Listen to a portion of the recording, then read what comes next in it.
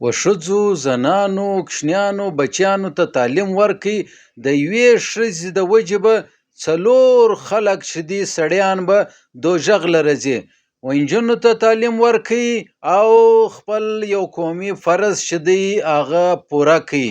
انشاءالله نن به موږ پر دا باندې مجلس کوو. بسم الله الرحمن الرحیم. السلام علیکم. زه یم نقیب الله کلزی. دا دی زما یوټیوب چینل شرغلاس درته وایو. نن به موږ په پښتنو علاقو کې چې کوم سکولونه خلاص شوي دي او خصوصا د انجونو د تعلیم په حواله باندې به موږ مجلس کوو چې څنګه موږ کولی سو چې یو میرمن، یو ښځه، یوه نجلۍ ته تعلیم ورکو او ټول خاندان تعلیم یافته کو. علما بم پر دا باندې ګایدلی، خلک او ماستران بم د تی سره مجلس کوي. نن به زم د تاسو سره مجلس وکم. خو دغه څه مخکې تاسو د زما د نقیب کلزی دا یوټیوب چینل چې دی هغه سبسکرایب کړئ، د غنټۍ د بټن چې دی هغه پریس کړئ، دباوی کړئ. ان شاء الله چې بیا هر ماښام زه دلته ویډیو اپلوډ کوم نو د ټول څه مخکې و تاسو ته در ورسیږي. دوستانو، په پښتون وطن کې سکولونه شکر دی خلاص شوي دي، چټیانې ختم سولې، یخ په ختم کېدو دی، یو رقم بس اوس د روزې شروع دي او یخې روزې دي. انشاءالله په خیر به تیریږي. تاسو دا کمنټ هم پر ورکړئ چې ستاسې روزې څنګه دي، آیا یو ځاګی به مې شر و دعوه نه کړې؟ نه، دا خو مسله ده نه چې انسان وږی سي، خاص لکه بیادبي دې ما پې لکه لیوه وروره به د خولې لګوي. نه، نو په دې حواله باندې صبر پکار دی، روزه ده، تقوا ده او استقامت، او باید چې یو بل ته احترام سره تاسو سره ورکړي. لہذا جګړې بندې دي په روزې کې او خپلې ډوډۍ خورئ، آرام کوئ، کار کوئ، لکه عام عادي ژوند چې تیریږي دا به هم تیر سي که خدای کول. الله دې دا روزې، دا مبارکې روزې پر هر مسلمان باندې بار بار راولي، دا رحمتونه، دا برکتونه پر هر چا نازل سي. دوستانو، دا ښځه نه ده، نجلۍ. په حدیث کې د علما سره به تاسو اورېدلي، د تبلیغي حضرات سره به تاسو دغه مجلسونه اورېدلي نه، چې د یوې زنانې د وجې چې پر هغه باندې جهنم په آخرت کې واجب سوی، جهنم له به ځي. کتابونه موږ ته دا وایي چې دا ښځه، دا میرمن یا دا نجلۍ، دا به د خدای په دربار کې فریاد وکړي، فریاد به وکړي چې یا الله، په دې کې زما څه قصور دی، زما فریاد واوره. زه چې کله پیدا سوم دې دنیا ته رالمه نو په ښو بد باندې نه وم خبر.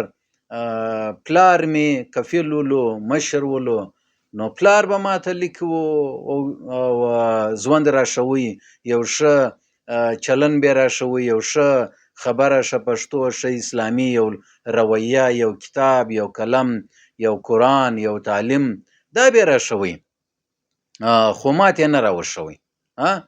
د پلار ماته تعلیم نه کوي را. پلار به د باندې د مشرانو سره ناستو، د علما سره به ناستو، د خلکو سره به ناستو، در ما پرې هغه ښې خبرې، هغه د اسلام هغه تعلیم چې زما په ژوند کې ډېر ضروري دي. زه که د ورځ په دا کتغو، په دا کارو، په دا شیانو باندې سره اخته وم، جاړو دی، مالګه ده، آیا وکه هغه وکه، غیبتونه دي، شر و دعوې دي، شیطانت، په دا باندې سره لګیا وم. نه، ما ته پلار خو یوه لار لیک نه در ښولی. پلار یې د کومې در خو در ښوي؟ د پلار یې 6 کلمې زده دي. کم داسې په پښتون وطن کې پلار دی چې هغه په خپلې بچی ته 6 کلمې ورښولي؟ ستا 6 کلمې زده دي؟ اوله کلمه، دویم کلمه، دریم کلمه، څلورمه کلمه، شپږمه کلمه، پنځمه او شپږمه کلمه. د چا څوک دی داسې خوش نصیبه؟ په پښتون وطن کې څوک دی خوش نصیبه پلار دی چې دا 6 کلمې د اسلام و خپلې بچی ته ورښولي، په مدرسه کې دی زده کړي، د علما سي زده کړي، یا په کتاب کې لیدلي، بیا خپلې بچی ته وروښي. دا هلکان خو لا دورې اخواته به یې زده کړي، مولوي صاحب یې ټیټ به یا طالب به دا لاس به یې ووهي نه ورزده به یې کړي. لیکن دا نجونې به څه کوي؟ و دا ته به تعلیم څوک ورکوي؟ تعلیم خو پر هر مسلمان نر و ښځه باندې دومره فرض دی چې دی خپل حلال و حرام وګړي. دا تبلیغیان خو موږ ته راشي په دا 6 نمبر کې دا تعلیم خو هم سته. نو کم دی پلار دی چې خپل انجلۍ خپل لور ته خپل یا په کور کې زنانو ته دغه کلمې ورښولې؟ څوک سته؟ الا ماشاءالله. که یو خدا ډیره ښه خبره ده. نو خبره داسې ده دا انجلۍ به فریاد، دا ښځه به فریاد وکړي او بیا به دا ووایي چې زه کله بیا غټه سوم، پلار مې مړ سلو او دا ورور مې را غټ سلو. ورور به هم د علما او د خلکو سره کښېنستی، ما ته هغه هم دغه لارې لیکې نه دي راښولې. بیا چې کله واده سولمه بیا په هغه کتغ و په هغه چوپړ و په دا شیانو باندې اخته سولمه، شپه ورځ تېرېدله. میړه مې هم ورور روزګار د هر شي راته ویل، خو د کلمې او د سبق یې نه راته ویل. نو بیا چې کله میړه مې یا مړ سو یا بوډا سو یا رقم چې زوی مې را ځوان سولو، زوی به هم ګرده ورځ د علما یا د خلکو څه بې دا تقریرونه نه اورېدلو نه. نو ما ته خو زوی هم دا لارې لیک نه درښولې. نو د الله پاک فرمان بسي چې دا ښځه خو جهنم له ځي چې ځي، دا څلور سړي هم چې پلار، مشر ورور، میړه او مشر زوی، دا هم هلته ورسره کش کړي، فرښتې بیا کش کړي، دورې بیا یوسي. نو دا د یوې زنانې ته تعلیم نه ورکون د څلورو خلکو سړیانو د دوژخ سبب جوړیږي. دا ښځه دا انجلۍ چې دوژخ پر واجب سوي، الله دې موږ ته معاف کړي، د دوژخ څخه بچاو کړي. فریاد به د الله پاک په دربار کې وکړي چې ما ته خو پلارم څه نه دي راښولې، مشر ورورم څه نه دي راښولې، میړم څه نه دي راښولې، او زوی چې مې ځوان سو دا هم څه نه دي راښولې. نو الله پاک به ووایي چې دا مرسره کړه. نو دا څومره د افسوس خبره ده. څوک په پښتون وطن کې داسې شته چې خپل لور ته دا 6 کلمې ورښولې، اوله کلمه، دویمه کلمه شهادت غه، کلمه طیب توحید غه، استغفار غه، رد الکفر غه، کمې داسې کلمې دي چې هغه کلمه تمجید، کم د شهادت غه کلمې، دا 6 کلمې و خپل اولاد ته خاص کر انجونو ته ورښولې. څوک شته؟ پر انجونو خو د موبایل هم پابندي ده، پر کمپیوټر هم پابندي ده، د علما سره هم نسي کښېنستی، طالب لره هم نسي وتلی. نو هلکه ته ولې نه ورښایې؟ ته چا منع کړی؟ ګرده ورځ د اسلامي تقریرونو او شیان میان ګورې نه، خو دا انجونو ته هم ور وښوه، لارې لیکې ور وښوه. کنې د دوژخ ګیټ خو د خلاص ولاړ دی نه. نو دا ډېر د افسوس خبره ده. تعلیم د هر چا حق دی. تعلیم وکشنیان ته ورکوي، سکولونه خلاص شوي دي، داخل یې کوي. په دا سکول کې چې دی داخل سي، یو لارې لیکه به یې زده کړي او بیا به ترقي وکړي، غټ افسران به سي، پر مخ به ولاړ سي، تی لره به هم یو حلال رزق راوړي، یو ښه لاره به درښیي. یو سړی تعلیم یافته کېدی دی لکه هغه چې تعلیم یافته سي، او یوه ښځه، یوه زنانه چې تعلیم یافته کېدی دی لکه ګرده کور چې ته تعلیم یافته کې، اولاد چې تعلیم یافته کې، د دې ژوند برابر سي. نو انجونو ته تعلیم په نن سبا زمانه کې بیخي زیات ضرورت شته. یو خو ما اسلامي طریقه در وښول، بل وروره دغه د خپل کوچنیانو چې تربیت کوي، ښه و بد ورښیي.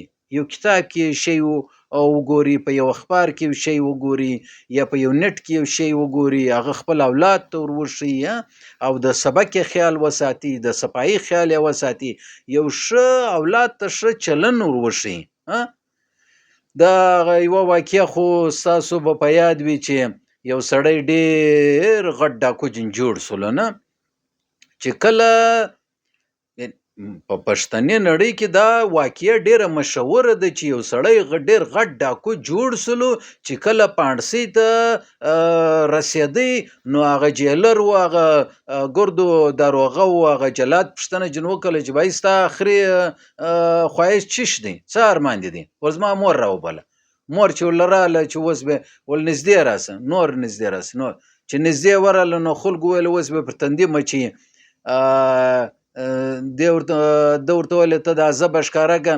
هغه چې زه به ښکاره کړه ده به د غاښ ونیوله ویې چیچله وینې پرتېله ګردو جنجلاک وه څه کیسه ده ول دا هغه زما مور ده چې په کوچنیوالي ما هګۍ غلا کړه په دوکاندار څه او ما کور ته ورله راوړله دی ول واه واه بچی دا دې څنګه ښه هګۍ راوړی څنګه خوند کوي چې اوس موږ ته هګۍ وخورو ښه مالګه به پکې واچو پیاز به پکې واچو شاباس د هغه تر هګیانې راوړه ولې د هګۍ بعده په دا دویمه ورځ ما د همسایه چرګ هم غلا کړله نو هغه غلا چې پر ما باندې پابندي لګولې وله چې دی راته ویلي چې نه دا ډېر غلط کار دی په هغه ورځ به زه درېدلی ولمه نن به ما دا دومره غټې غلاوې نه کولې دومره غټ ډاکو به نه وم جوړ سوی او در دا پاڼسۍ پورې به مې انجام نه ور رسېدلی دنیا او آخرت به مې نه و خراب سوی نو مور اولاد په مابین کې چې کومه رشته ده په دې کې د تعلیم ډېر غټ کردار دی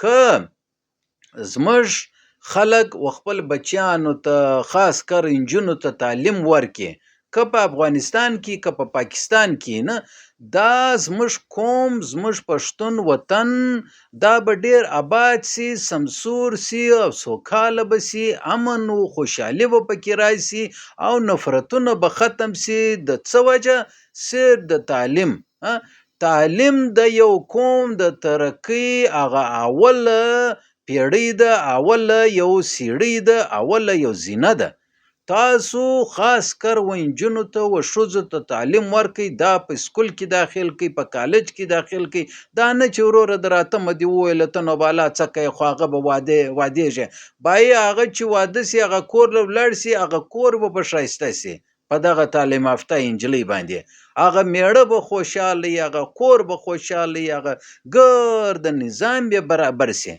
او که تا یو خره یو چټ اور واده کړي هغه به وایي یاره پلار یم دغه و ده یم دغه و او ګرده ورځ به سره شر و دا وایي اخر به در طلاقه ورسېږي تعلیم یافته نجونې دا کور ډېر ښه چلولی سي ډېر زبردست چلولی سي نو تاسو و نجونو ته تعلیم ورکړئ او تعلیم اجازت ورکړئ او په دا باندې به مور پلار هم خوشحاله وي او ماحول به او زموږ پښتون قوم به ترقي وکړي یاره ډاکټرانې به جوړې سي او دا دومره غټه د پنجاب نه وینې نجونې دومره تعلیم یافته دي کور لرم ګټه راوړي او ماحول هم پر برابر وي نه په هر شي خبرې په ښو بد باندې خبرې نن سبا زمانه خو ډېره خرابه ده غیر تعلیم یافته چې نجونې د هغوی ژوند چې دی هغه تباه او برباد وي کم مور پلار چې و نجونو ته تعلیم نه کړي ور د هغه نجلۍ ژوند او مستقبل ټوله ور خراب کړي او دا ظلم دی